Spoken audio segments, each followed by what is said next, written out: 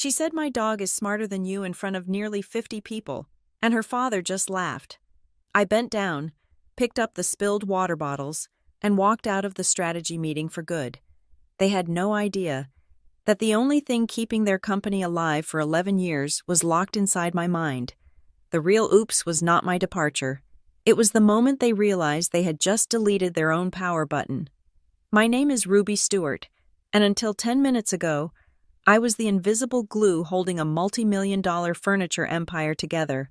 Now, I am just the woman standing outside Pine Hollow Lodge without a coat, watching my breath turn into white clouds against the darkening sky. The cold mountain air bites at my skin, sharp and unforgiving, but it feels better than the suffocating heat of the conference room I just left. Inside that rustic timber-framed hall, 47 people are currently pretending that what just happened was funny. They are pretending that cruelty is a form of leadership. They are wrong. It was day 2 of the Marrow Slate Living Annual Strategy Summit. We were 3 hours north of the city, isolated in a luxury retreat that cost more per night than most of our warehouse workers made in a month. The theme of the weekend was synergy and vision. The reality was heavy drinking, forced team-building exercises, and listening to the executive team congratulate themselves for profits that were actually generated by the people they did not invite.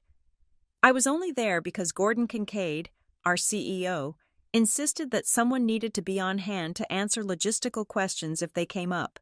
I was not there to strategize. I was there to be a walking filing cabinet. The afternoon session was led by Blair Kincaid. At 26 years old, Blair was the newly appointed brand strategy lead. She was also Gordon's daughter. She stood on the raised platform at the front of the room, pacing back and forth in heels that were impractical for the uneven wooden floor. She was presenting the launch plan for the Founders Edition, a new line of ultra-high-end furniture intended to celebrate the company's heritage. The irony was that Blair knew nothing about heritage. She knew about Instagram aesthetics and burning through marketing budgets. I sat in the back row, taking notes on a tablet. I had already flagged 5 major supply chain issues with her proposal just by looking at her opening slides. She wanted Italian marble sourced in 3 weeks. She wanted hand-stitched leather from a tannery that had a 6-month waiting list. She was promising delivery dates that were physically impossible unless we invented teleportation. I kept my mouth shut, planning to email the operations director later to quietly fix the mess before it became a disaster. That was my job. I fixed things. I made the impossible happen quietly so that people like Blair could look competent. Blair was in the middle of a passionate speech about disrupting the living room space. She threw her hands out wide to emphasize the grandeur of her vision. It was a theatrical gesture, rehearsed and dramatic, but she had misjudged her proximity to the side table. Her hand struck a cluster of premium glass water bottles, the expensive imported kind that Gordon insisted on having at every meeting. The sound was aggressive. Glass shattered against the hardwood. Water sprayed across the front of the stage and soaked the hem of Blair's silk trousers. The heavy thud of the bottles hitting the floor echoed in the high-ceilinged room. The presentation stopped dead. Silence fell over the room like a heavy blanket. The silence was absolute. 47 heads turned toward the stage. Blair looked down at the mess, her face flushed, not with embarrassment, but with annoyance. She looked at the water soaking into the expensive rug. Then, she looked up. Her eyes scanned the room, bypassing the maintenance staff standing by the door, bypassing the junior assistants in the second row. Her gaze landed directly on me in the back corner. "Pick it up," she said. Her voice was calm. It was not a request. It was the tone one uses for a disobedient pet or a malfunctioning appliance. The room remained frozen. My heart hammered against my ribs. A slow, heavy rhythm. I looked at Gordon Kincaid, sitting in the front row. He was the CEO. He was the man who had employed me for 11 years. He knew that I managed the relationships with 17 critical vendors. He knew that I was the reason our last 3 product launches had arrived on time. I waited for him to speak. I waited for him to tell his daughter that the vendor relations coordinator was not a janitor. Gordon did not speak. He just watched, a faint amusement playing on his lips, curious to see if I would obey. I felt the weight of 47 pairs of eyes on me. Some were sympathetic, looking down at their laps. Others, the ambitious middle managers who wanted to climb the ladder, watched with rapt attention. This was a test of loyalty. In the culture of Marrow Slate, humiliation was the price of admission to the inner circle. I stood up. My chair scraped against the floor, a harsh sound in the quiet room. I walked down the center aisle. My footsteps were steady. I told myself I was a professional. I told myself that making a scene would only hurt my career. I told myself that I had a son at home who needed this salary. I reached the front of the room. I walked onto the stage. The water was cold around my ankles. I crouched down. I began to pick up the large shards of glass. I was careful. I piled them onto a dry section of the table. I grabbed a napkin from the service tray and blotted the worst of the puddle so no one would slip. I was down on one knee, wiping the floor, when Blair spoke again. She had turned back to the audience, regaining her composure, but her microphone was still hot. She leaned toward the vice president of sales, who was sitting near her feet, and spoke loud enough for the entire room to hear. "My dog is smarter than you," she said. She gestured loosely at me with her laser pointer. "I mean, at least he comes when I call him without looking like he's doing me a favor." I froze. My hand was hovering over a piece of broken glass. From the front row, a sound erupted. It was a laugh. A deep, guttural chortle. It was Gordon. He was red in the face, slapping his knee. "That is a good one. Honey," Gordon boomed. The dam broke. Following the CEO's lead, the room exploded into laughter. The VP of sales chuckled. The marketing team giggled. It was a wave of sycophantic noise, washing over me while I knelt on the floor. They were laughing at me. They were laughing at the woman who negotiated their contracts, who saved their margins, who remembered their birthdays. Something inside me snapped. It was not a loud snap. It was a quiet, final click, like a lock turning. I did not look up at Blair. I did not look at Gordon. I stood up slowly. I placed the wet napkin on the table next to the broken glass. I wiped my hands on my skirt. I turned around and faced the room. The laughter died down slightly. Uncertainly, as they saw my expression, I did not look angry. I did not look sad. I felt entirely, perfectly numb. "Where are you going?" Ruby Gordon asked, still chuckling. "We are not done here." I did not answer. I walked down the stairs of the stage. I walked back up the center aisle. I did not look left or right. I walked past the managers, past the directors, past the VPs. "Ruby, sit down," Gordon called out.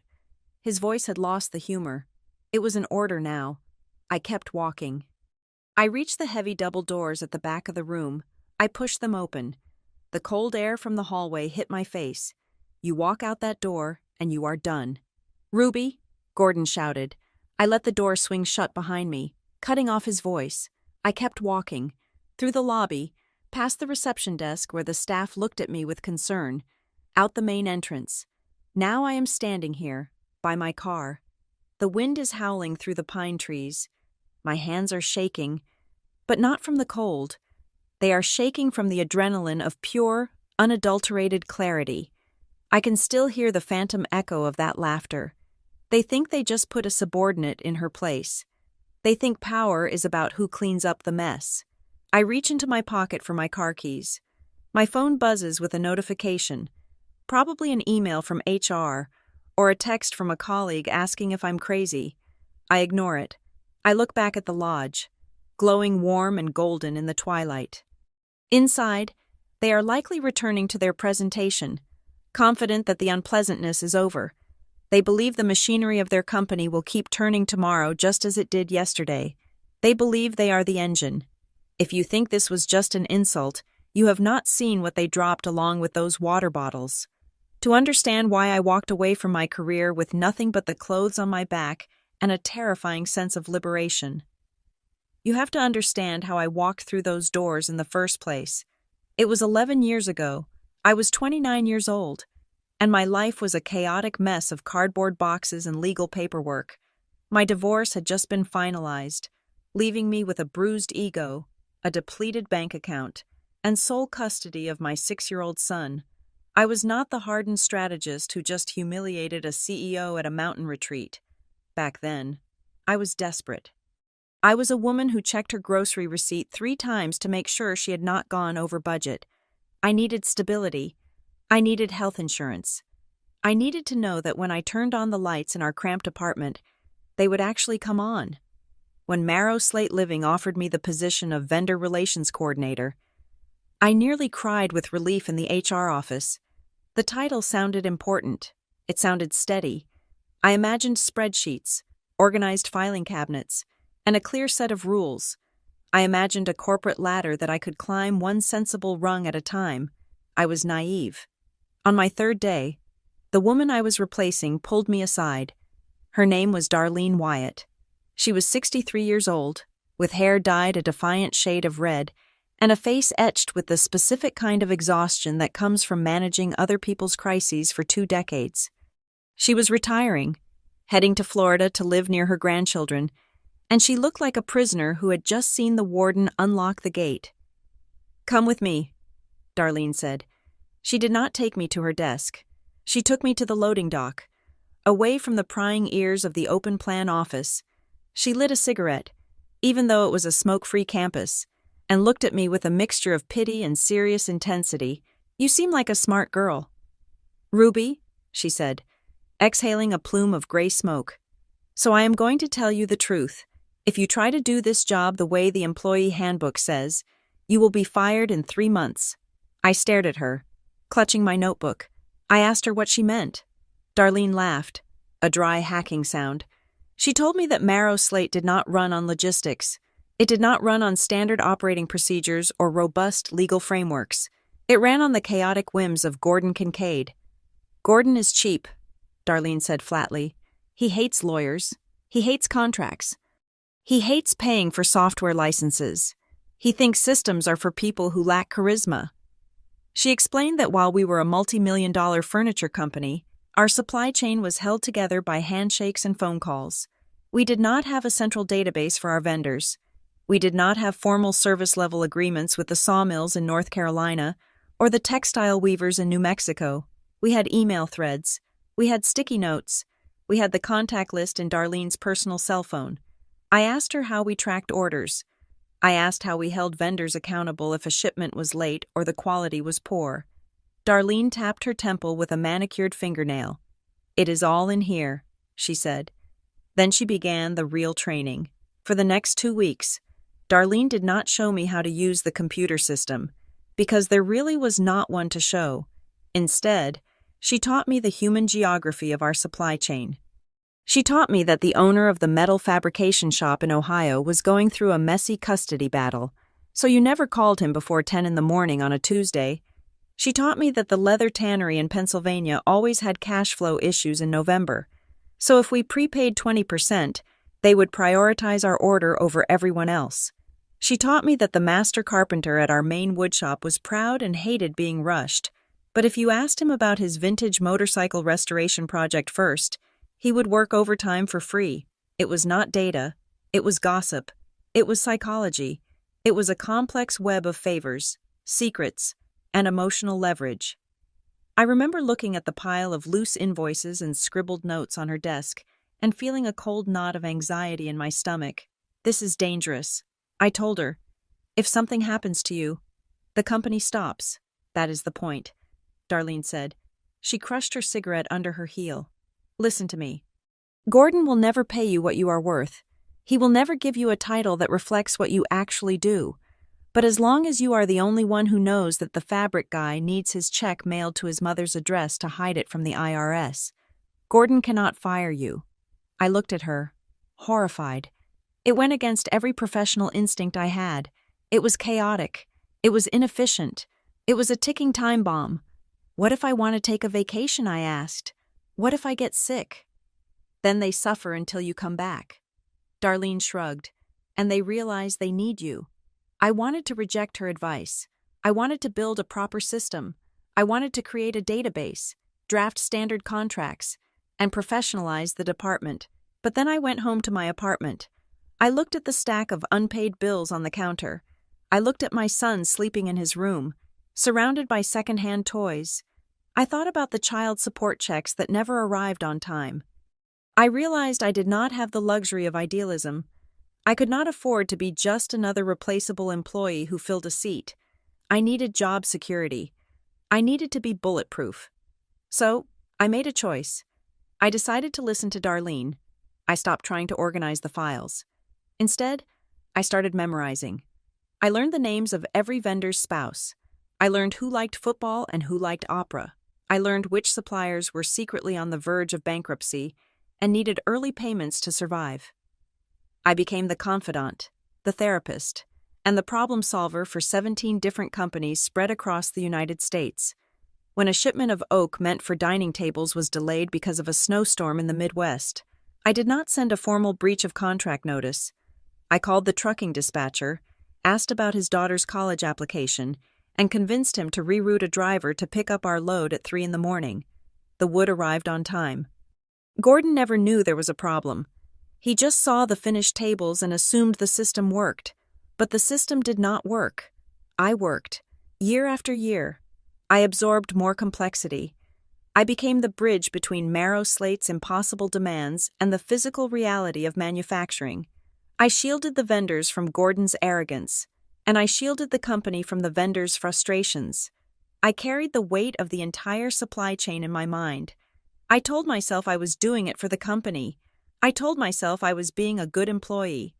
But deep down, I knew I was following Darlene's dark wisdom. I was making myself essential by becoming the only person who knew where the bodies were buried. I remember one afternoon, about 5 years in, when I sat at my desk rubbing my temples, overwhelmed by the sheer volume of details I was juggling. My son was sick at school, but I could not leave because a glass supplier in Vermont was threatening to halt production unless I personally authorized a wire transfer. I felt trapped. I felt like the walls were closing in. I thought about Darlene's words. She had told me this method would keep me safe. She had promised it would give me job security. And she was right.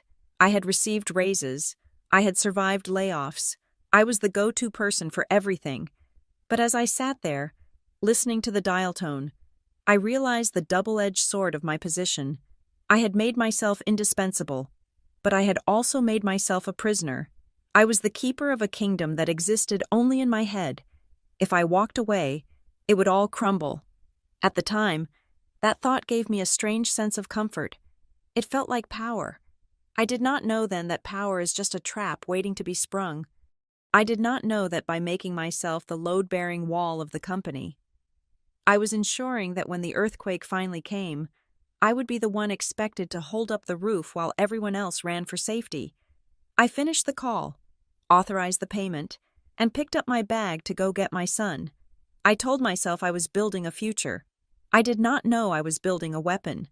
I did not know whether I was constructing an escape hatch or locking myself inside a cell. All I knew was that for 11 years, I held the keys, and I never let anyone else make a copy. If you could crack open my skull and look at the way my brain was wired after 11 years at Marrow and Slate, you would not see neurons or synapses. You would see a map of the United States, but not the one they teach in geography class. My map had only 17 points of interest, glowing like distress beacons in the dark. There was a metal fabrication shop in a Rust Belt town in Ohio that produced the brushed brass legs for our best-selling coffee tables. There was a woodworking collective deep in the forests of North Carolina that turned raw walnut into frames so smooth they felt like skin.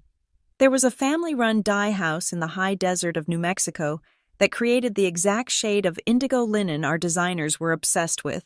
And there was a massive glass facility in Pennsylvania that was the only place on the East Coast capable of tempering the oversized sheets we needed for our dining sets. These 17 vendors were the beating heart of the company. Without them, Marrow and Slate was nothing but a logo and a fancy website.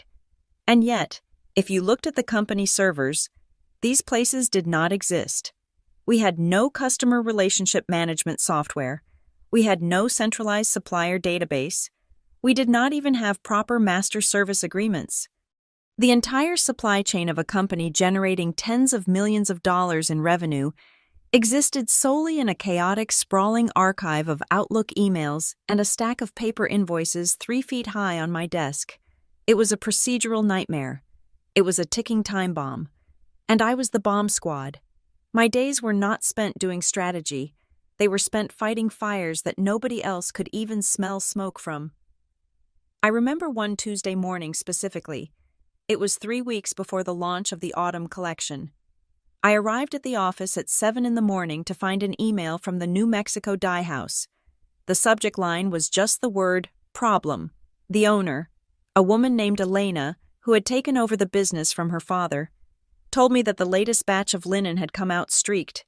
The humidity in their drying room had spiked overnight. They could not ship it. I did not panic. Panic was a luxury for people who had backups. I knew that if that fabric did not ship by Thursday, the upholsterers in Virginia would have nothing to cover the sofas with. If the sofas were not finished, the photo shoot in New York would be canceled. If the photo shoot was canceled, the catalog would be empty. I picked up the phone. I did not call Gordon. I called Elena. I know you are stressed, I told her, keeping my voice low and steady. I know you want to re-dye the whole lot to make it perfect, but we do not have time for perfect. Elena was crying. She was terrified that we would cancel the contract. She knew Marrow and Slate had a reputation for being ruthless with defects. Listen to me. Elena, I said, send me a photo of the streaks. She sent it. The streaks were subtle. A slight variation in the indigo depth. To a perfectionist like Elena, it was a disaster. To me, it was an opportunity. I called the head of our design team. I did not tell him the fabric was ruined. I told him that due to a unique atmospheric condition during the drying process, the artisans in New Mexico had achieved a rare, variegated finish that added texture and depth to the linen. I called it the Desert Storm Wash. I told him it looked more expensive than the solid color. The designer loved it. He thought it was genius. He approved the variation in 10 minutes. I called Elena back. Ship it, I said, and bill us for the rush delivery. I will approve it. That was the job. I was the translator between the messy reality of manufacturing and the polished delusion of the corporate office. I spent my days negotiating a truce between physics and ego, but it was not just about fixing mistakes. It was about money. Marrow and Slate was notorious for squeezing vendors. Gordon would demand price cuts of 5% every year, regardless of the cost of raw materials. He would delay payments for 60 days, 90 days, sometimes longer, just to keep cash in his own accounts. I became the buffer. I knew which vendors operated on thin margins and would go under if a check was late. I knew the glass supplier in Pennsylvania had a loan covenant that required monthly cash flow. When accounts payable tried to sit on a check for the Ohio metal shop, I walked down to the finance department. I did not yell. I leaned on the desk of the controller and lied. I said, if that check does not go out today, they are holding the shipment for the CEO's personal office furniture. The check went out that afternoon. It was a constant, exhausting ethical gymnastics routine. I was protecting the vendors from my own employer, and I was protecting my employer from the consequences of their own greed. I was the only reason the bridge did not collapse, but I was burning the candle at both ends to keep it standing. And for all this, for saving the timeline, for massaging the egos, for lying to finance, what did I get? I got Gordon walking past my desk, dropping a lukewarm coffee he had picked up from the break room, and muttering his favorite phrase, handle it, Ruby. He never asked how I fixed the linen issue. He never asked how I got the glass shipped during a blizzard. He did not care. As long as the product arrived at the warehouse, he assumed the system was working. He did not understand that there was no system. There was just me, staring at a spreadsheet until my eyes burned. My bonuses were insulting. A $500 gift card at Christmas, a 3% raise that barely covered inflation. To Gordon and the executive team, I was overhead. I was a cost center. I was the woman who ordered lunch and nagged them about invoices. They called me the backbone of the office in toasts at holiday parties. But they treated me like the furniture I helped build, functional, necessary. Invisible. I swallowed the indignity. I swallowed it every single day. I did it because of the photo on my desk. My son was growing up. He needed braces. He wanted to play travel hockey. We lived in a safe neighborhood with good schools, and the rent was high. I looked at my bank account every month and told myself that I was lucky. I had a job. I was essential. I was providing for my boy. That was enough. But there was one moment, about 3 years ago, when the cracks in my resolve truly began to form. I had spent weeks putting together a proposal. I had researched supply chain management software. I had found a platform that would integrate our orders, our inventory, and our vendor communications. It would automate the invoices. It would track quality control. It would create a real database that belonged to the company, not just to my memory. It was expensive, but it would pay for itself in 6 months by eliminating shipping errors. I booked a meeting with Gordon. I wore my best suit. I had printed out charts and graphs. I laid it all out for him. I showed him how vulnerable we were. I explained that if Darlene had not trained me, the company would have stalled years ago. I explained that we needed to institutionalize this knowledge. Gordon looked at the price tag on the last page. He did not even read the benefits section. He laughed. It was a dismissive, short bark of a laugh. "Why would I spend $50,000 on a computer program when I already pay you to do this?" he asked. I tried to explain. I tried to tell him that I was one person, and human beings have limits. I tried to tell him that a company of this size could not run on sticky notes and goodwill. "You are doing a fine job." "Ruby," he said, closing the folder and sliding it back across the desk toward me. "Don't complicate things.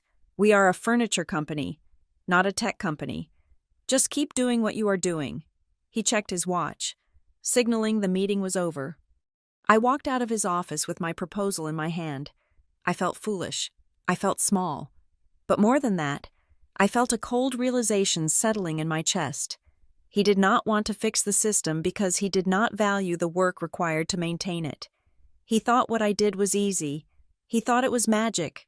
I went back to my desk. I put the proposal in the shredder. I watched the paper turn into confetti. If he did not want a system, I would not give him one. I would continue to be the machine. I would continue to hold every contact, every contract, every secret, and every solution inside my own head. I did not know it then, but that was the moment I stopped being just an employee. That was the moment I became the most dangerous asset in the building. Gordon thought he was saving money. In reality, he was handing me the detonator. All I had to do was wait for the right time to press the button. The beginning of the end did not look like an explosion. It looked like a 26-year-old woman in a designer blazer walking into the office with a latte in one hand and a mood board in the other. Blair Kincaid had officially joined the company. Her title was Brand Strategy Lead, a role that had been created out of thin air specifically for her. She had just finished a graduate program in marketing, or perhaps she had just finished a gap year in Europe. The details were murky, and nobody dared to ask Gordon for clarification. All we knew was that she was here to modernize Marrow and Slate. Modernize, in Blair's vocabulary, meant ignoring the laws of physics. She swept into production meetings with the confidence of someone who had never built a single thing in her life. She did not want to hear about lead times. She did not want to hear about material scarcity. She wanted things to be viral. She used that word in every sentence. She wanted the furniture to look good on TikTok. I remember her second week vividly. She called an emergency meeting to discuss the spring collection. She threw a swatch of fabric onto the table. It was a pale, iridescent silk. "I want the new sectional sofas in this," she announced, "and I want them in showrooms by next month." I looked at the swatch. It was delicate. It was apparel-grade silk, not upholstery weight. If you sat on it while wearing jeans, it would shred. If you spilled water on it, it would stain permanently. "Blair," I said gently, "that is dress material. We cannot upholster a sofa in that. It will not pass the durability testing, and even if it could, the weavers need 12 weeks for a custom run." She rolled her eyes. She actually rolled her eyes at me. "You are so negative, Ruby," she sighed. "Just figure it out, reinforce it with something, and pay them extra to hurry up. My dad says we have the budget." She did not understand that you cannot pay a loom to weave faster than it is mechanically designed to move. She did not understand that durability was not a suggestion. It was a legal requirement for furniture sold in the United States. But Gordon sat at the head of the table, beaming at his daughter's ambition. He saw a visionary, I saw a liability, but Blair was only the first half of the pincer movement that was about to crush me. The second half arrived a week later in a charcoal gray suit and a cloud of expensive cologne. His name was Miles Caldwell. Gordon introduced him as the new vice president of global operations. Miles had come from a massive logistics conglomerate. He spoke in a language entirely made of buzzwords. He talked about leverage, synergy, optimization, and trimming the fat. He had a smile that did not reach his eyes, and from the moment he shook my hand, I knew he saw me as something to be scraped off his shoe. The summons to Gordon's office came on a Friday afternoon. It is the classic time for bad news in the corporate world. They do it then so you have 2 days to cool off before you can sue them or cause a scene. I walked in. Gordon was behind his desk. Miles was sitting in the guest chair, his long legs crossed, tapping on a tablet. "Sit down, Ruby," Gordon said. He did not offer me coffee. He did not ask about my son. He jumped straight into it. "We are restructuring," Gordon said. "With Miles here to take over operations and Blair handling the creative direction, we are moving to a more corporate structure. We need to scale up." I nodded, waiting for the axe to fall. "Miles is going to be revamping the entire supply chain." Gordon continued. "We want you to transition into an administrative support role. You will report to Miles. Your main priority for the next month is to hand over everything. Administrative support." It was a demotion. It was a slap in the face. It was a title for someone who answers phones and books flights. I looked at Gordon. I looked at Miles. "I manage 17 critical vendors." I said, "I handle negotiations. I manage crisis logistics. That is not administrative support. It is now," Miles said. His voice was smooth, like polished steel. "We need to professionalize the relationships. No more mom-and-pop deals. We are going to implement strict KPIs and competitive bidding. I need you to transfer all the vendor data to me by Monday." He held out his hand as if expecting me to hand him a physical key. "I need the master database," Miles said. "The login for the CRM, the contract repository, everything." I almost laughed. I looked at him, and for the first time, I realized just how little they understood about their own company. "There is no database," I said. Miles froze. His smile faltered. "What do you mean?" "We do not have a CRM." I said, "We do not have a contract repository. We have email threads. We have filing cabinets." Miles looked at Gordon. "Is she serious?" Gordon waved his hand dismissively. "Ruby has her own way of doing things. That is why we hired you. Miles, to fix it." Miles turned back to me. His eyes were cold. "Okay, then send me the spreadsheets, the master contact lists, the pricing history." "I do not have a master spreadsheet," I said. "I have the contacts in my phone. I have the pricing history in my head, and in 5 years of individual invoices." Miles put his tablet down. He looked at me with open contempt. "Are you telling me," he said, enunciating every word, "that a $20 million company is running its supply chain based on your memory? I am telling you that I have asked for a budget to build a system for 3 years, and Gordon turned me down every time." I said, "I did what I had to do to keep things moving." Miles sat back. He let out a short, sharp breath. He did not believe me. He thought I was holding out. He thought I was gatekeeping information to protect my job. "Fine," Miles said. "Then your job for the next week is to type it all out. Every name, every number, every deal term. Put it in Excel." I tried to warn him. I tried to explain the nuance. "It is not just names and numbers. Miles," I said, "you cannot just email the owner of the wood shop in North Carolina and demand a 10% discount. He will walk away. You have to understand how they work. Data is data." "Ruby," Miles cut me off. "Relationships are inefficiencies. If a vendor cannot meet our metrics, we replace them. That is how real business works." He was looking at me like I was a relic, a dinosaur that did not know the meteor was coming. I left the office. I went back to my desk. My hands were shaking. I had been demoted. I was being ordered to train my replacement, and my replacement was a man who thought human connection was an inefficiency. Over the next few weeks, the atmosphere in the office turned toxic. Miles would stand over my desk, demanding updates on the data entry. When I tried to add notes about a vendor's personal preferences or specific shipping quirks, he deleted them. Just the facts. "Ruby," he would say, "I do not care about their dog's name." He began to CC Gordon on emails, complaining that I was being slow. He framed my caution as obstruction. He told Gordon I was being difficult. He told him I was resisting the new direction. And then came the final blow. Blair walked into the open office area one morning, clapping her hands for attention. Great news, everyone, she chirped, to celebrate the upcoming launch of the Founders Edition and to really solidify our new team dynamic. I have booked a retreat. She held up a brochure for Pine Hollow Lodge. "We are going to the mountains," she announced. "Next weekend. It is going to be amazing. We will have strategy sessions, bonding exercises, and best of all, a chance to get aligned on the new vision."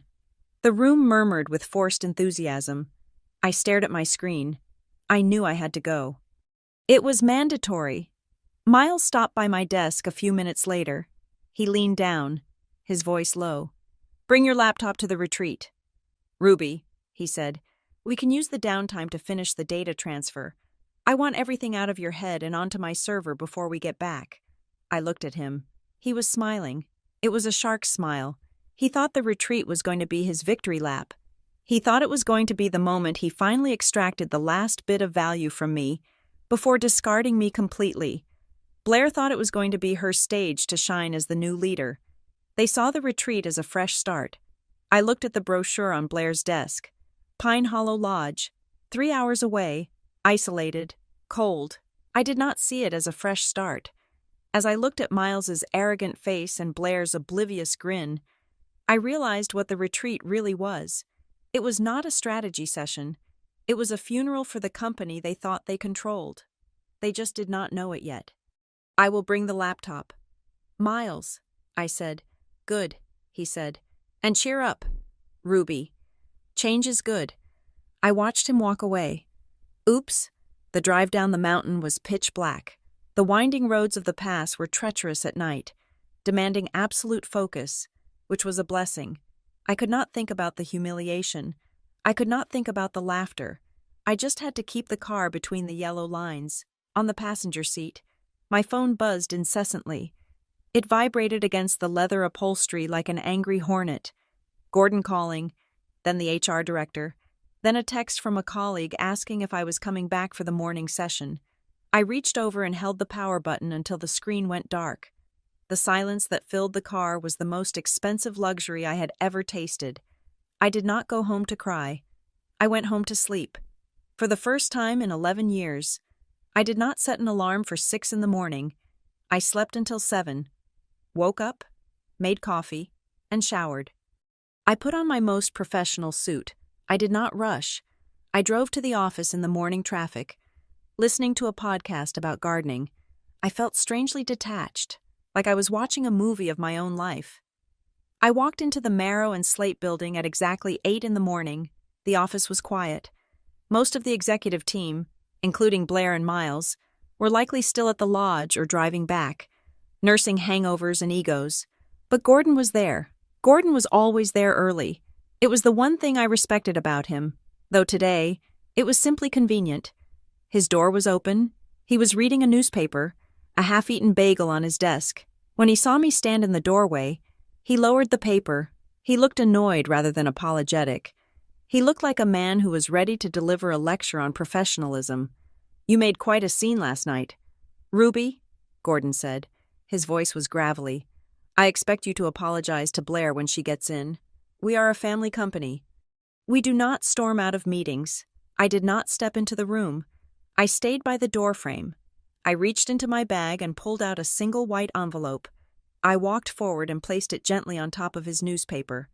"I am not apologizing. Gordon," I said, "and I am not storming out. I am leaving." He frowned, looking at the envelope without touching it. "What is this?" "It is my resignation," I said, Effective immediately, Gordon laughed.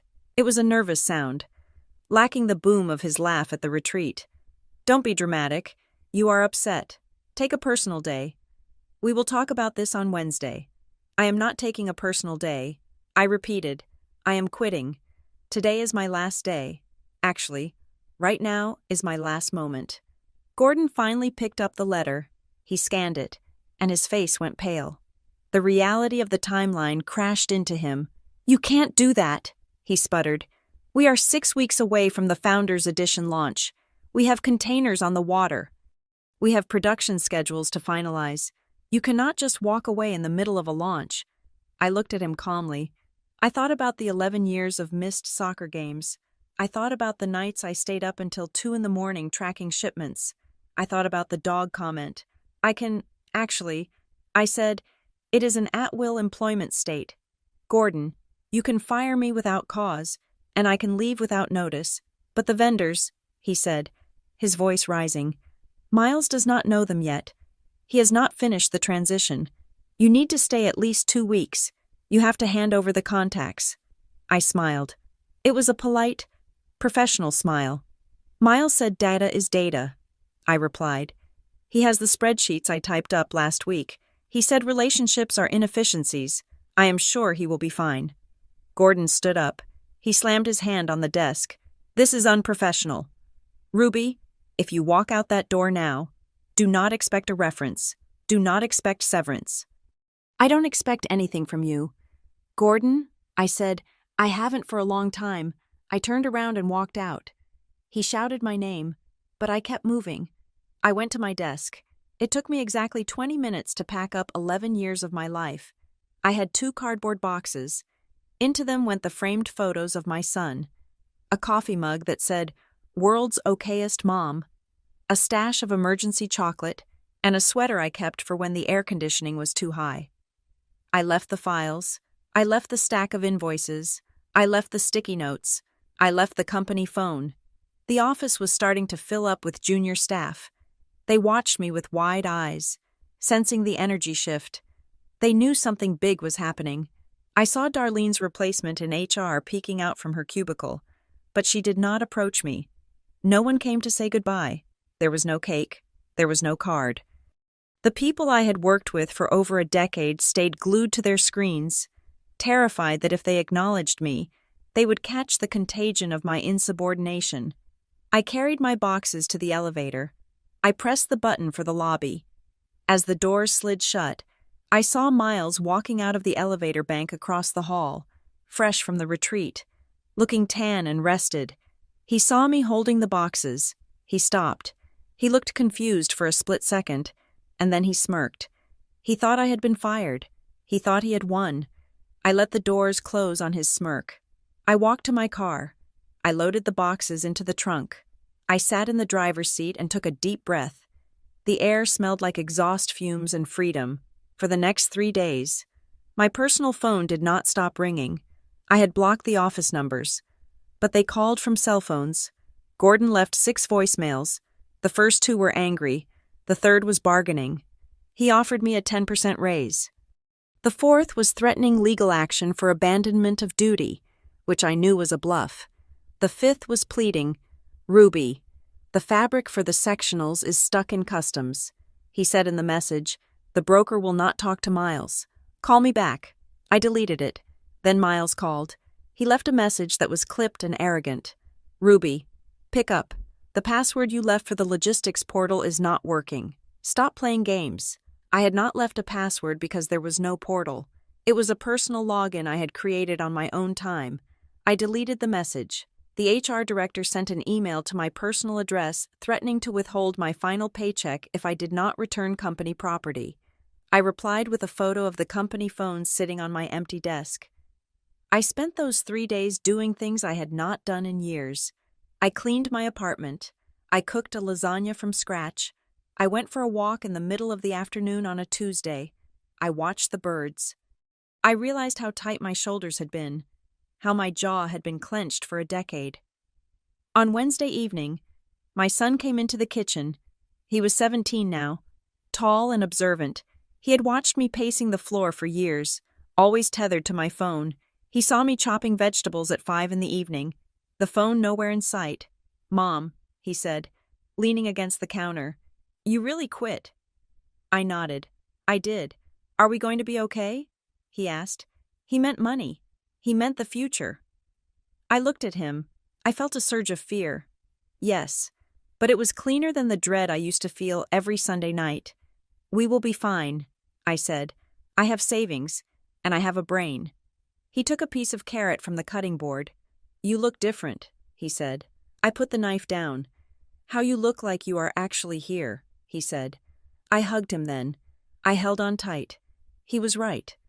For 11 years, I had been physically present but mentally located somewhere between a shipping container in Long Beach and a sawmill in North Carolina. I had given Marrow and Slate the best years of my cognitive life. "I am here now," I whispered. I released him and went back to cooking. The phone on the counter lit up again. It was a number I recognized. It was the owner of the metal fabrication shop in Ohio.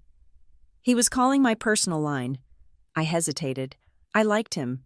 He was a good man. But if I answered, I would be sucked back in. I would be solving their problems again.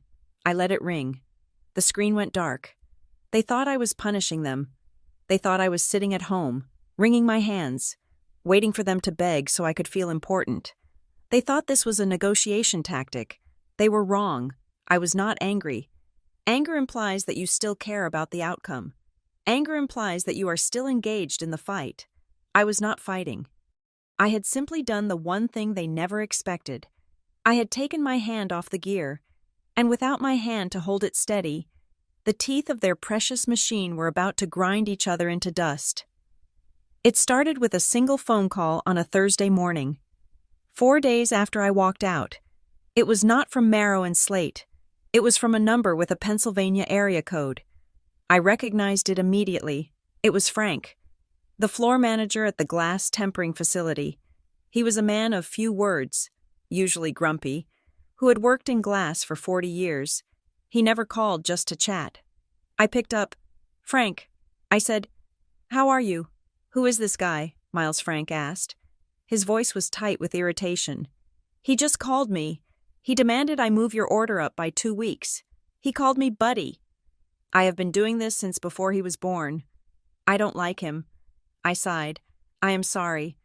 Frank, I don't work there anymore. Miles is the new VP of Operations." There was a long silence on the line. Then Frank swore, a colorful, inventive string of curses. "You quit?" he asked. "I did," I said. "Then who is going to approve the variance on the thickness for the coffee tables?" Frank asked. "We have the glass on the cutting table right now." "I don't know." "Frank," I said honestly, "that is Miles's job now." "Well, Miles told me he doesn't want to hear about variances." Frank grumbled. "He told me to just get it done. He doesn't know what he's talking about." "Ruby, if we cut it the way he wants, it will crack in the shipping containers."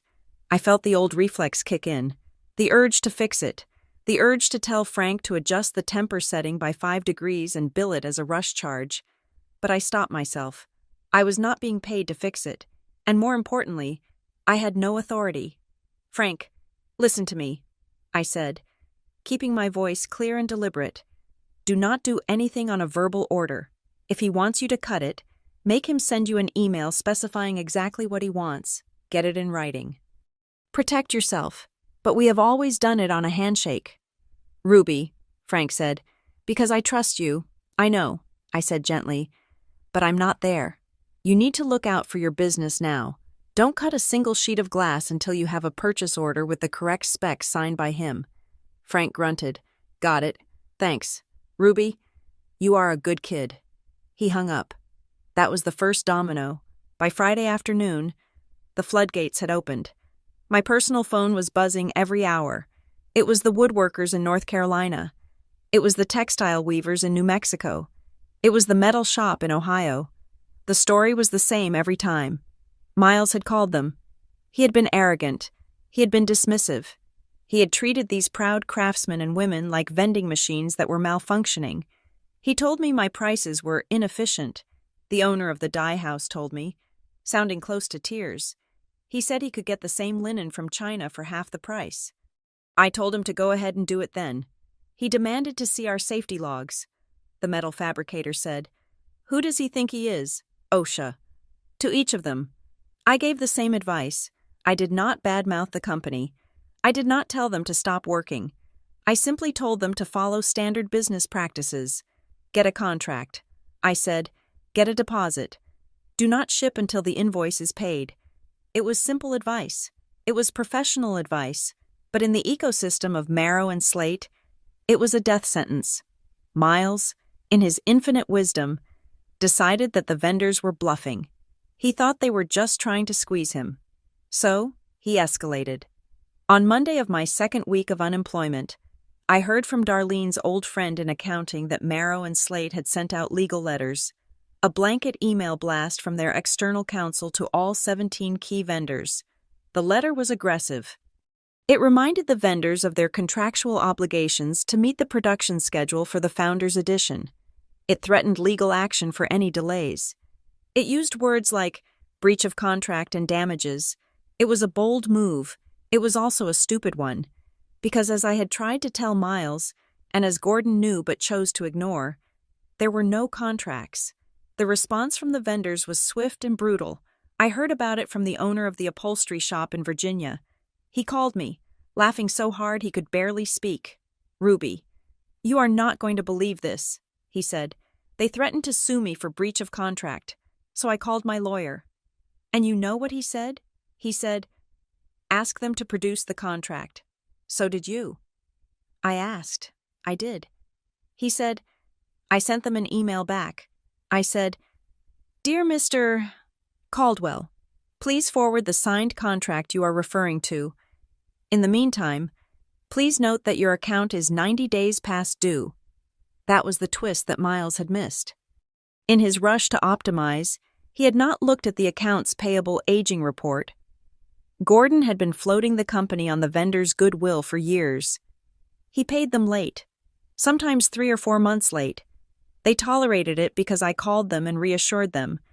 They tolerated it because I made sure the critical checks went out just in time. But without me, and with Miles insulting them, the goodwill evaporated. Suddenly, 17 vendors realized at the same time that they were holding hundreds of thousands of dollars in unpaid invoices, and they realized that the company threatening to sue them had no legal leg to stand on. The emails started pouring into Marrow and Slate. "Please be advised that all production is on hold until outstanding balance of $42,000 is paid in full. We are ceasing operations on your order due to lack of a valid service agreement. Future shipments will be cash on delivery only." The Founders Edition was not just stalled. It was being held hostage by the very people Gordon had underestimated. Miles tried to backtrack. He tried to call them. He tried to be charming. But it was too late. He had already shown his teeth. When he called the glass factory, Frank didn't even pick up. He just forwarded the call to his voicemail, which was full. I sat in my apartment, drinking tea, watching the rain hit the window. I felt a strange sense of calm. I was not doing this. I was not pulling strings. I was simply letting gravity take its course. Then came the text from Gordon. It popped up on my screen at 8 in the evening. "You are vindictive," it read. "You are destroying this company because of a joke Blair made. Grow up. Ruby, fix this." I looked at the message. I thought about the water bottles. I thought about the laughter. I thought about the way he had dismissed my request for a system as a waste of money. He still didn't get it. He thought this was personal. He thought I was actively sabotaging him. He could not conceive of a world where his company failed simply because it was poorly run. I typed a reply. My fingers moved steadily over the glass screen. "I am not destroying anything. Gordon." I wrote. I just stopped saving it. I hit send. I put the phone down. The silence in the room was not empty. It was full of possibility. The machine was breaking, gear by gear, and for the first time in my life, I was not the mechanic. I was just a witness, and the view was spectacular. The first week of my unemployment felt less like a vacation and more like a recalibration of my own biology. For 11 years, My cortisol levels had been permanently set to fight or flight. I was used to waking up with a racing heart, already mentally drafting apology emails for delays I did not cause. Now, I woke up to the sound of birds and the smell of coffee that I actually had time to drink while it was hot. I drove my son to school in the mornings. I did not check my email at red lights. I cooked dinner without a phone propped up against the cutting board.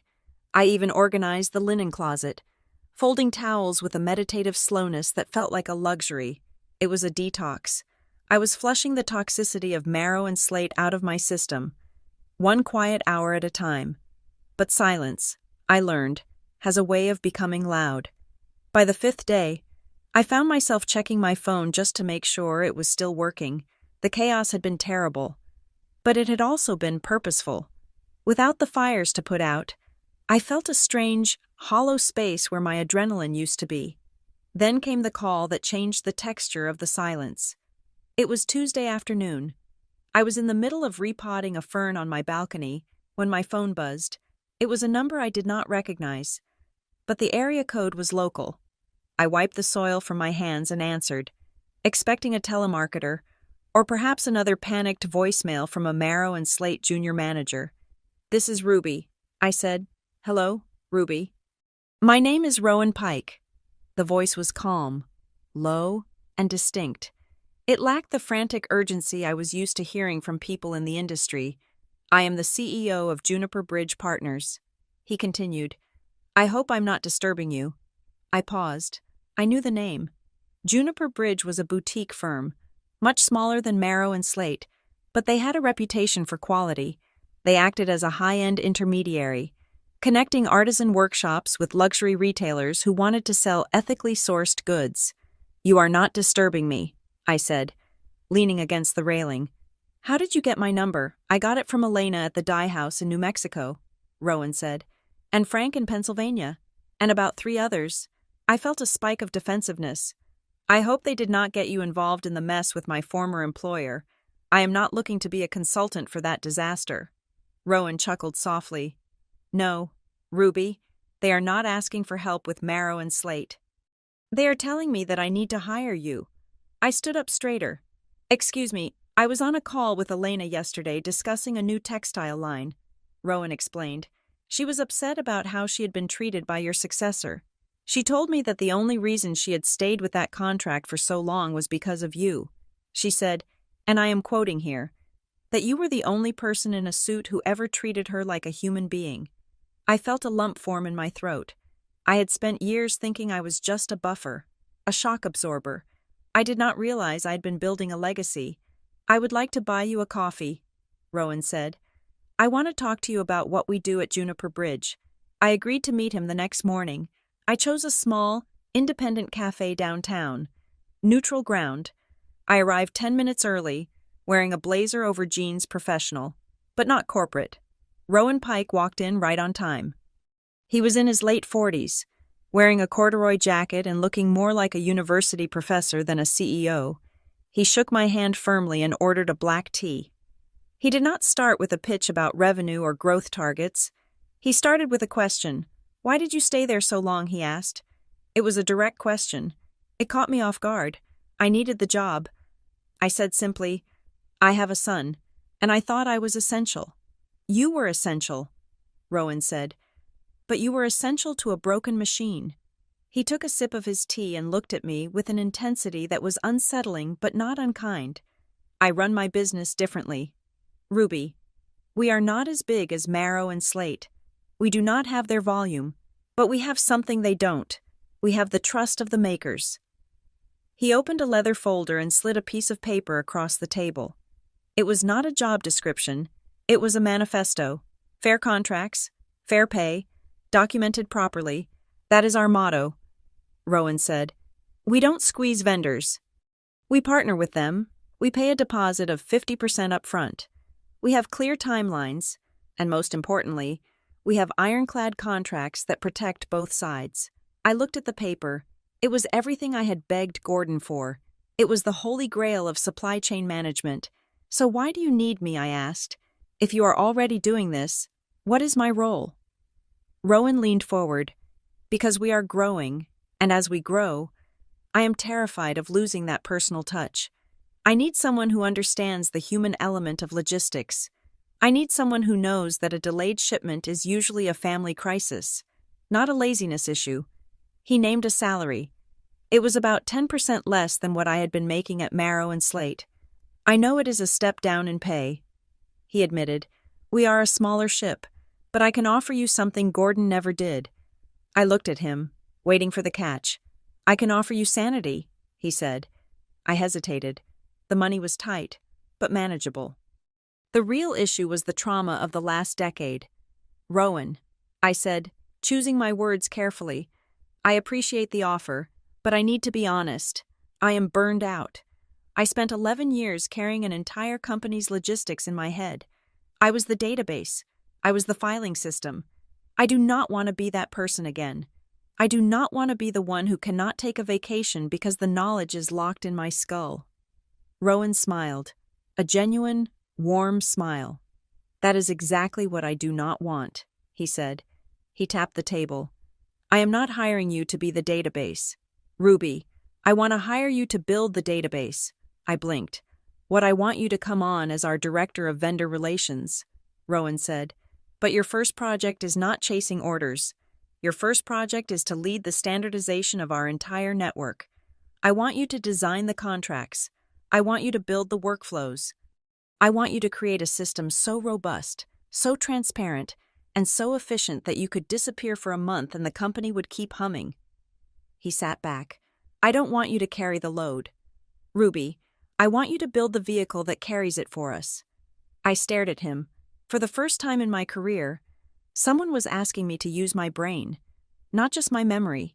He was asking me to institutionalize the empathy and logic I had developed over a decade. You want me to write the rules, I asked. I want you to write the code of ethics, Rowan corrected. I want you to create the standard for how artisans and retailers should work together in America. It sounded too good to be true. It sounded like the kind of promise that vanishes after the first quarter. How do I know you mean it? I asked. How do I know I won't just be chasing invoices again in 6 months? Rowan pulled a document out of his folder. It was an employment contract. Read page 4, he said. I flipped to the page. There was a clause under key responsibilities. Employees shall have full autonomy to implement and enforce ethical sourcing standards. Employees shall not be required to engage in predatory negotiation tactics. Employee is mandated to document all processes to ensure redundancy and work-life balance. It was in black and white, a legal guarantee of a healthy work environment. I looked up at Rowan. He was watching me. You are not a bottle picker. Ruby, he said, referencing the story Frank had told him about the retreat. You are a relationship architect. I want you to build bridges, not just cross them. I felt a shift inside me. It was the feeling of a lock clicking open. The shame of the last week, the feeling of being a discarded servant evaporated. I was not a servant. I was an expert. And for the first time, I was sitting across from someone who knew the difference. I picked up the pen. I have a few conditions. I said, name them. Rowan replied. I want full control over the vendor onboarding process. I said, and I want Fridays to be meeting-free so I can focus on the documentation. Done, Rowan said without hesitating. I signed the paper. As I walked out of the cafe, the sun was shining. I checked my bank account on my phone. The balance was lower than I would have liked, and the new salary would take some adjusting to. But as I walked to my car, I realized something profound. I was not just trading one job for another. I was trading a life of being a secret weapon for a life of being a builder. Gordon had used me as a crutch to support his broken leg. Rowan was asking me to help him build a house that could stand on its own. I got into my car and looked at the dashboard. My phone was silent. No panic, no emergencies, just a calendar invite for my first day at Juniper Bridge. I started the engine. For the first time in 11 years, I was driving towards something, not just running away. The ink on the contract was still wet when Elena, the owner of the New Mexico dye house, looked up at me with tears in her eyes. We were sitting in the conference room at Juniper Bridge, a space that smelled of cedar and fresh coffee. Not fear and ozone, You mean that if the retailer cancels the order after I have already dyed the wool, I still get paid? Elena asked. Her voice trembled slightly, as if she were waiting for the trap to snap shut. I pointed to Clause 4, Paragraph 2. I do not mean maybe. Elena, I said softly, it is written right there. 50% deposit upon ordering, and the remaining 50% is guaranteed once production begins.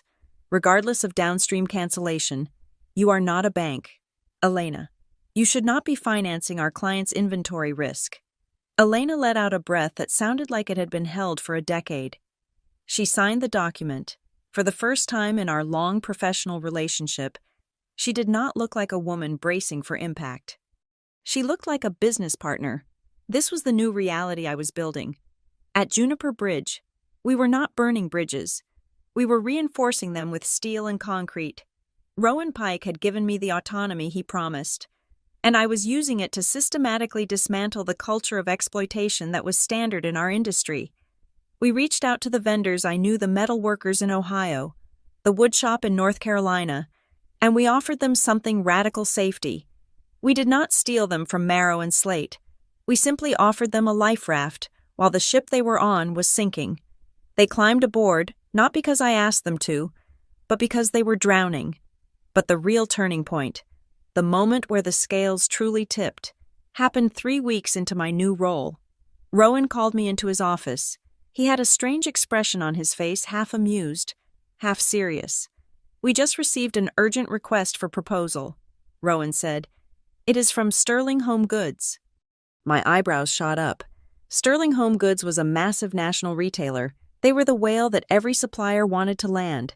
They were also the primary launch partner for the Founders Edition at Marrow and Slate. Why are they sending an RFP now, I asked. The fall season is already locked. Apparently not, Rowan said. He slid the email printout across the desk. They have a hole in their inventory. A massive, Founders Edition-sized hole. Their current supplier has defaulted on the delivery timeline 3 times in the last month. They are looking for a replacement vendor who can execute a high-end living room collection in 12 weeks. I read between the lines. Marrow and Slate had choked, without the vendors on board, and with Miles Caldwell trying to optimize relationships that were already dead. They had missed their shipping windows. Sterling Home Goods was furious, and they were looking for a savior. We can do this, I said. I know the capacity of the network. If we simplify the design slightly to account for the rush, we can hit that date. We went to the pitch meeting 2 days later. I walked into the Sterling headquarters flanked by Rowan and our head designer, the buyer. A sharp woman named Cynthia, who I had only ever emailed, looked up as we entered. Her eyes widened slightly when she saw me. Ruby Stewart, she asked. I nodded. Good to see you. Cynthia, I thought you were at Marrow and Slate, she said. I have been trying to get a straight answer out of a man named Miles for weeks. He keeps telling me the delay is due to global shipping headwinds. I sat down and opened my folder. I cannot speak to what is happening there, I said diplomatically, but I can tell you that the headwinds are manageable if you have the right sales. We did not badmouth my former employer. We did not need to. We simply laid out our plan. We showed them the signed contracts with the vendors, the very same vendors Sterling loved. We showed them our transparent pricing model. We showed them a production schedule that was based on reality, not wishful thinking. Cynthia looked at the proposal. Then she looked at me. You have the capacity, she asked. I have the trust, I corrected. And in this business, that is the only capacity that matters. We walked out of that building with a $2 million contract. We did not steal it. Marrow and Slate had dropped it, and we just happened to be the ones standing there with a glove. The backlash was inevitable.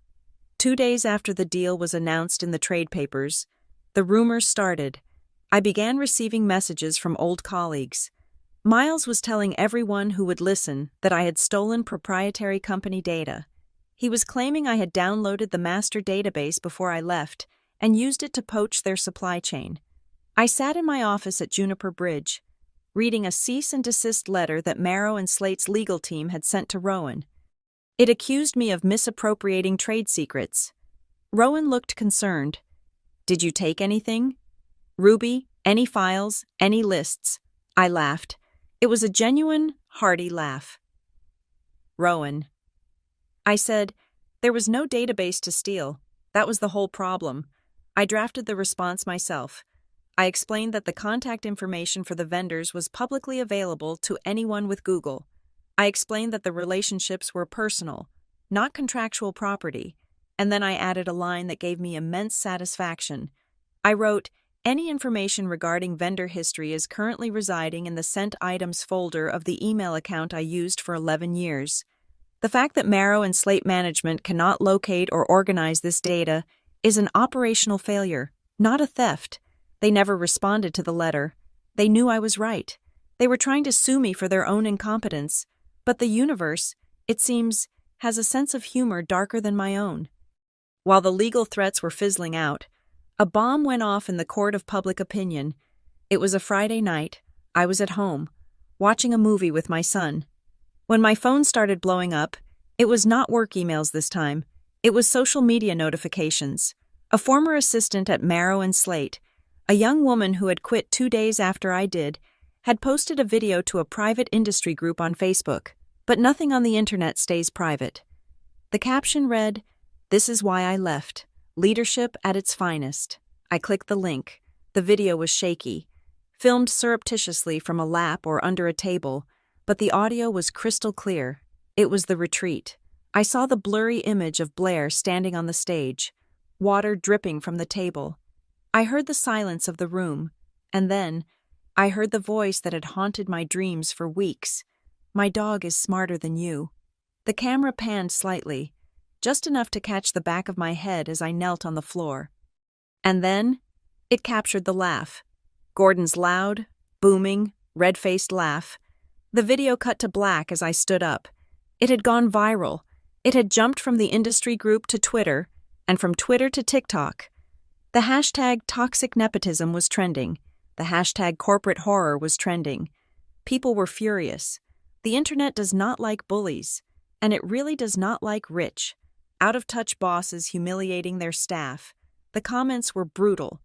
Imagine being a CEO and laughing while your daughter degrades an employee. Trash. I will never buy furniture from these people again. Who is the woman on the floor? She handled that with more dignity than that whole family has in their pinky fingers. My name was not mentioned in the video, but anyone who knew the industry knew it was me. I watched the view count tick up. 50,000, 100,000, 500,000. Marrow and Slate was not just losing contracts now, they were losing their brand. They were being exposed as exactly what they were, a shiny veneer over a rotten core. Then, the phone rang. It was Gordon. I stared at the screen. It was 9 at night. He never called this late unless the building was on fire. In a way, it was. I answered. "Hello, Gordon. Ruby," he said. He sounded breathless, panicked. "You have seen it." "I have seen it." I said. "You need to help us." He said. "The board is freaking out. Investors are calling. We need to put out a joint statement." "A statement?" I asked. "Yes," Gordon said. "We need you to say it was an inside joke. Say that you and Blair are friends. Say that the video is taken out of context. We will pay you. We will pay you a consulting fee. $50,000. Just write a post on LinkedIn clearing this up." I listened to him. I listened to the desperation in his voice. He was offering me money to sell my dignity. He wanted me to be the janitor one last time. He wanted me to clean up the mess his daughter had made, just like I had cleaned up the water bottles. I felt a cold, hard resolve settle in my chest. "Gordon," I said quietly, "you are not listening." "What do you want?" he demanded. 100,000 Ruby. This is destroying the company reputation. The reputation you earned," I said. I looked over at my son, who was watching me from the sofa. "I do not do PR for cruelty." "Gordon," I said, "I cleaned up your messes for 11 years. I am done." But he started. "Good night, Gordon." I hung up. I blocked the number. My son looked at me. He had seen the video. He knew what they had done to me. "Are you okay?" "Mom," he asked, "you should ruin them. You should go on the news and tell everyone everything." I sat down beside him. I took the remote control and turned off the TV, silencing the noise of the world. "No," I said. "Why not?" he asked. His teenage face flushed with righteous anger. "They deserve it. You should stomp them into the ground." I put my hand on his shoulder. "Listen to me," I said. "That is not how we win." I looked him in the eyes. "Revenge is not about stomping them down," I told him. "It is not about screaming or fighting in the mud. Revenge is standing up so straight, so tall, and so successful that they are forced to look up and see exactly who they forced to kneel." My son looked at me for a long moment. Then he nodded. "You are already taller than them." "Mom," he said. "Yes," I said, leaning back into the cushions. "I think I am." The video would continue to circulate. The brand would continue to burn. But I would not add a single log to the fire. I had a contract to fulfill, a team to lead, and a life to live. And for the first time, none of it belonged to them. The news did not come to me through a phone call or a rumor. It arrived in my inbox at 6 in the morning, delivered by the Furniture Industry Daily Newsletter. It was the lead story, bold and undeniable. Marrow and Slate suspends. Founders Edition launch. Amid supply chain collapse. I sat at my kitchen table, sipping coffee, and read the article. It was an autopsy of a disaster I had predicted months ago. The article detailed how the company had been forced to issue full refunds to over 3,000 customers who had pre-ordered the collection. It mentioned that major retailers were invoking penalty clauses for non-delivery. It estimated the financial loss in the millions. The article quoted an anonymous insider who described the internal situation as chaotic and directionless. I knew that insider was probably a mid-level manager I used to have lunch with, someone watching their annual bonus evaporate, because the people at the top thought they could replace relationships with intimidation. By noon, the human cost of that headline became clear. My LinkedIn feed began to populate with the green banners of people looking for work. Marrow and Slate had initiated a reduction in force. They were cutting costs to stop the bleeding. The junior designers, the warehouse staff, the customer service reps, innocent people were losing their livelihoods because Gordon and his team had gambled on arrogance and lost. But the axe did not just fall on the innocent. It swung for the architects of the failure, too. I heard from Darlene's friend in HR that Miles Caldwell had been terminated. He was walked out of the building by security, carrying a single box, leaving behind a legacy of burned bridges and a confused staff. His optimization strategy had optimized him right out of a job. And Blair. She was the owner's daughter, so she could not be fired, but she could be hidden. The newsletter mentioned that she had been reassigned to oversee showroom operations. It was a humiliating demotion. The girl who wanted to be a global brand strategist was now going to be fluffing pillows and greeting customers in the retail store, far away from the boardroom where she had spilled those water bottles. I felt a complex mix of emotions, vindication, certainly, but also a heavy sadness. I had spent 11 years helping build that place. Watching it crumble was like watching a house you used to live in burn down, even if the landlord had been terrible. That afternoon, my phone buzzed. It was a text from a number I did not have saved, but I recognized the area code. "It is Miles. Do you have 5 minutes? I'm not recording this. I just want to ask you something." I debated ignoring it. I owed him nothing. But curiosity is a powerful force. I walked out to the balcony of the Juniper Bridge office and dialed the number. He answered on the first ring. "Hello? Miles," I said. "Hi? Ruby?" He sounded different. The slick, corporate veneer was gone. He sounded tired. He sounded like a man who had been running a marathon in concrete shoes. "I saw the news." I said, "Yeah." He said, "It is a mess. Gordon is looking for blood." I was the easiest target. There was a pause. I waited. "I just wanted to know," Miles said, his voice dropping lower. "How did you do it? Do what? How did you get the glass guy in Pennsylvania to expedite orders without a contract?" he asked. I offered him 20% over asking price, and he told me to go to hell. "You never paid him extra." I looked out at the city skyline. I asked him about his grandkids. "Miles," I said, what I asked about his grandkids. I repeated, I knew his wife had surgery last year. I knew he was worried about passing the business on to his son. I didn't just call him when I needed something. I called him when I didn't need anything, just to check in. Miles was silent. I could practically hear his brain trying to process this data point. I thought that was just small talk. He said, I thought it was inefficient. Small talk is the work. Miles, I told him, it is not the wrapper around the job. It is the mortar that holds the bricks together. You tried to build a wall without mortar. You just stacked bricks on top of each other and hoped gravity would hold them. But when the wind blew, it all fell down. He let out a long sigh. I really messed this up. Didn't I? Yes, I said. You did. I expected him to ask for a referral. I expected him to ask if Juniper Bridge was hiring. If he had, I would have hung up, but he surprised me. Thanks for the lesson. Ruby, he said, good luck with the new gig. He hung up. He did not apologize for treating me like a secretary, but he had admitted he was wrong. For a man like Miles, that was likely the closest he would ever get to redemption. I went back to my desk. I had actual work to do. I was drafting a new ethical sourcing agreement for a ceramicist in Oregon. I was building, not destroying. 2 hours later, the phone rang again. This time, it was the main line of the Marrow and Slate showroom. I picked up, assuming it was a misdirected call from a vendor. This is Ruby. There was a hesitation on the other end, a breathy, uncertain silence. Ruby. It is Blair. I froze. I had not spoken to her since the retreat, since she looked at me with that imperious sneer and compared me to her dog. Hello, Blair, I said. My voice was cool, stripped of any warmth. I wanted to call you. She started. She sounded younger than 26. She sounded like a teenager who had crashed her father's car. I saw the video, the one online. I didn't post it.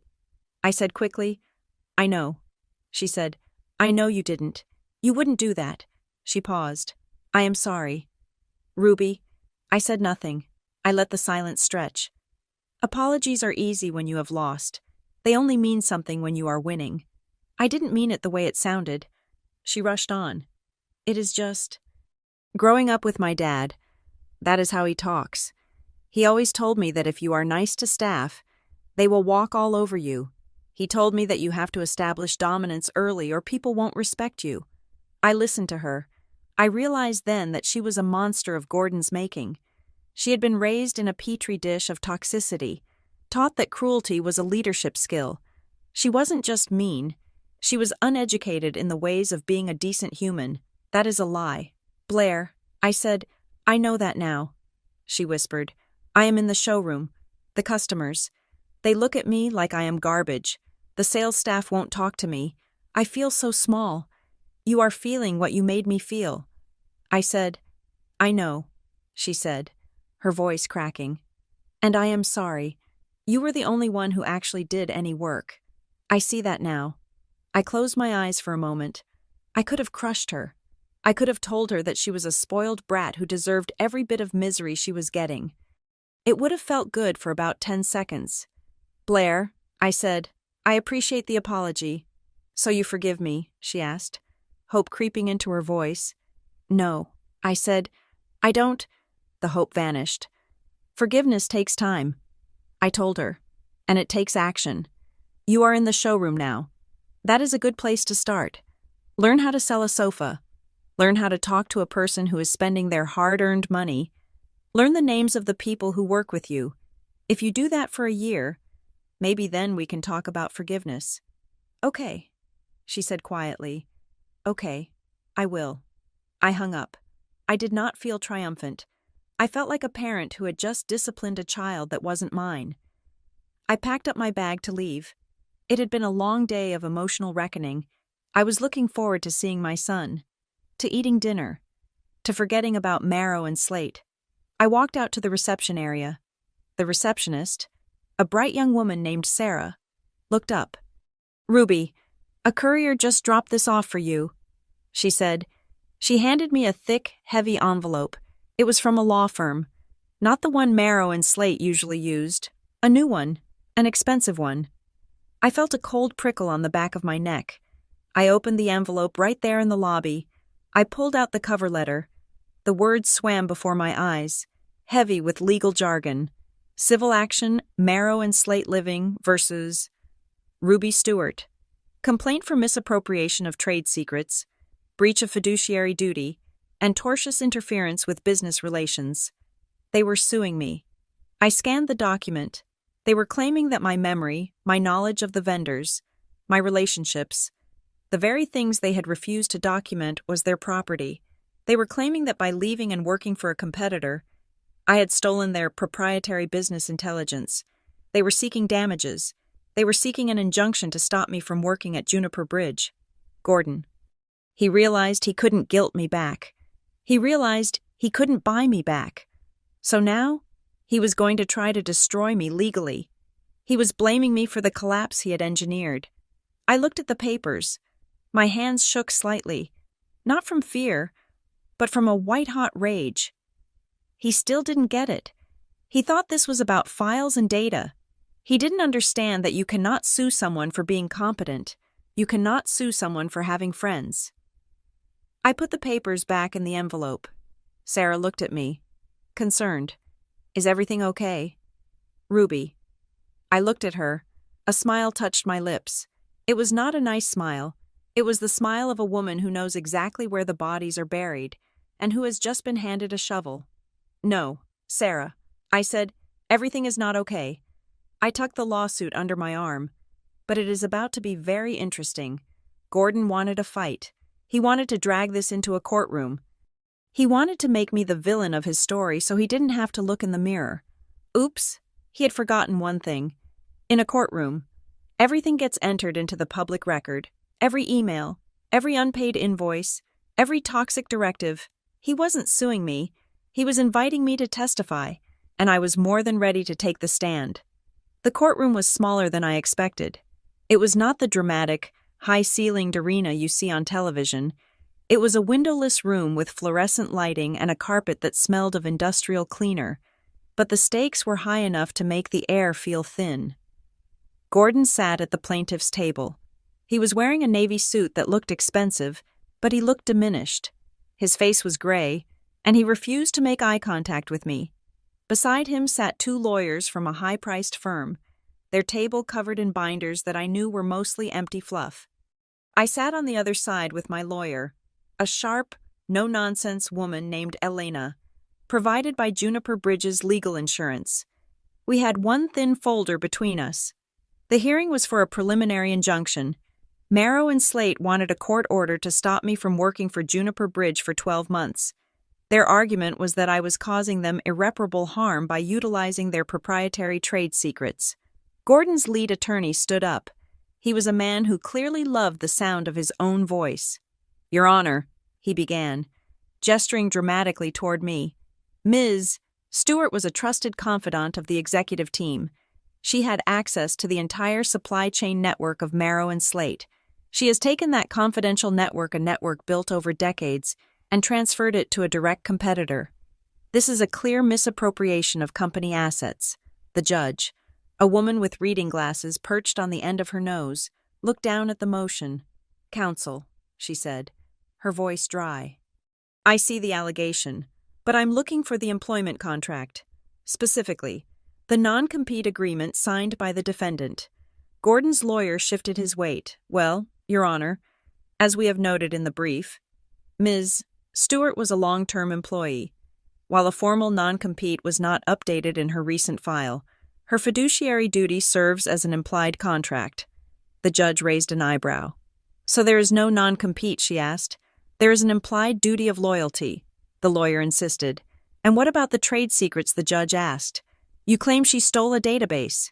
Do you have a log of the files she downloaded? Do you have a forensic report showing a data transfer? The lawyer cleared his throat. He looked at Gordon, who was staring at the table. The database, Your Honor, was intellectual. Ms. Stewart memorized the proprietary information. The judge took off her glasses. She looked at me, then back at the plaintiff's table. Let me understand this, she said. You are telling me that your client, a multi-million-dollar company, kept its entire supply chain inside an employee's head, failed to have her sign a non-compete, and now wants to ban her from earning a living because she remembers the people she worked with for 11 years. Gordon's lawyer opened his mouth to argue, but my lawyer, Elena, stood up.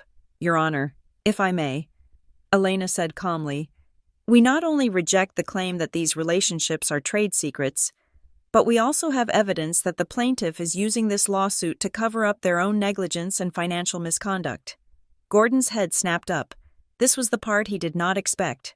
Elena opened our thin folder. We have sworn affidavits from 17 independent manufacturing vendors, she said. She handed a stack of papers to the bailiff to give to the judge. These documents show that Marrow and Slate has been structurally delinquent on payments for years, Elena continued. Furthermore, we have emails sent by the plaintiff's new management threatening these vendors with baseless legal action if they did not prioritize their orders. Ms. Stewart did not steal these vendors, Your Honor. The vendors fled a toxic business partner and reached out to Ms. Stewart for safety. The judge flipped through the pages. Her eyes scanned the numbers. She saw the 90-day overdue notices. She saw the threatening letters from Miles Caldwell. This is significant, the judge muttered. Then Elena played her final card. Additionally, Your Honor, regarding the claim of a confidential and professional environment, we would like to submit into evidence the video recording from the company retreat, which is currently public knowledge. It speaks to the hostile work environment that compelled my client to resign. I saw Gordon flinch. He knew the video. Everyone knew the video. The judge waved her hand. I have seen the clip. Counsel. It is not relevant to the trade secret statute, but it certainly paints a picture of why the defendant might want to leave. The judge closed the file. She looked directly at Gordon. Mr. Kincaid, she said. Her voice was stern. I am denying the motion for an injunction. You cannot sue an employee for your own failure to keep records. You cannot claim ownership over human relationships, especially when you have treated those relationships with such disregard. Gordon looked like he had been slapped. And I would caution you, the judge added, if you proceed to a full trial, all of these financial records regarding your debts to vendors will become part of the public record. Given your current reputational challenges, I suggest you consider whether that is a wise path. The gavel came down with a sound that felt like a heavy door slamming shut on the past. We walked out of the courtroom into the hallway. Gordon and his lawyers came out a moment later. Gordon looked at me. For a second, I thought he might yell. I thought he might throw one last insult. But he didn't. He looked at me, and I saw something I had never seen in him before. Defeat. He looked old. He realized that the machine he thought he owned had never really been his. It had been mine. And now that I was gone, he was just a man in a suit with a lot of debt and no one to fix it. He walked away without a word. 2 days later, my lawyer received a notice. Marrow and Slate was dropping the lawsuit with prejudice. They signed a settlement agreement ensuring they would never pursue this again. I did not ask for money. I did not ask for an apology. I just signed the paper and sent it back. Silence was my victory. The following Monday, I walked into Rowan Pike's office at Juniper Bridge. He was sitting at his desk, reviewing the sales figures for the new line we had launched for Sterling Home Goods. The launch had been flawless. The furniture was beautiful, the delivery was on time, and the vendors had been paid in full. He looked up and smiled. You beat them, he said. I survived them. I corrected. There is a difference. Rowan shook his head. No. Ruby, you beat them. You proved that doing business the right way is actually a better business model. He opened his drawer and pulled out a document. I have been thinking, Rowan said. We are growing fast. The systems you built in the last 2 months are scalable. You didn't just plug a hole. You built a foundation. He slid the document toward me. I don't want you to be an employee anymore. Ruby, he said, I want you to be a partner. I looked at the document. It was a grant of equity. It was an offer of ownership in the company. I don't want you to ever feel like you are just a pair of hands again. Rowan said, I want you to have a stake in what you are building.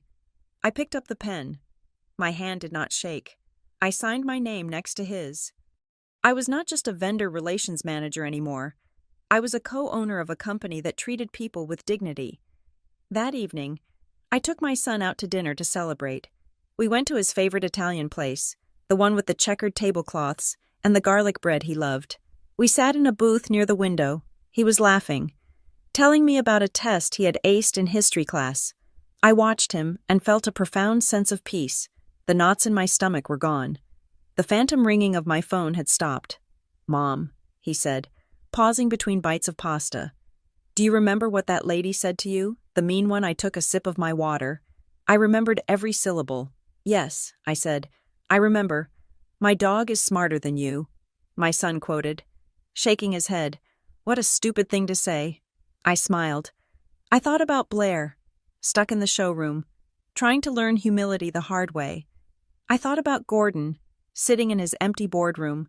I thought about the fetch game. "You know," I said to my son, "she wasn't entirely wrong." He looked at me, confused.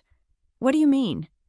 "Well," I said, "a dog can learn to fetch a stick in 2 days. It is a simple trick. It makes the owner feel powerful." I leaned forward, but learning how to respect other human beings. Learning that you cannot build a kingdom by stepping on people. Some people spend their entire lives trying to learn that and they still fail. My son grinned. "So you are saying you are smarter than the dog?" I laughed. "I am saying that I am smart enough to know when to walk away." I said, "And that is the only intelligence that matters." I paid the bill. We walked out into the cool night air. I did not look back. Being underestimated had been painful. Yes, it had burned like acid, but as I walked toward my car, toward my new life as a partner, toward a future I owned, I realized that the fire hadn't destroyed me. It had forged me. I was not the one who had been dropped. I was the one who had finally learned how to fly. Thank you so much for listening to this story. I would love to know where you are tuning in from. So please drop a comment below and share your thoughts on Ruby's journey. If you enjoyed this story, please make sure to subscribe to the Boss Revenge Stories channel, like the video, and hit that hype button so we can share this story with even more people.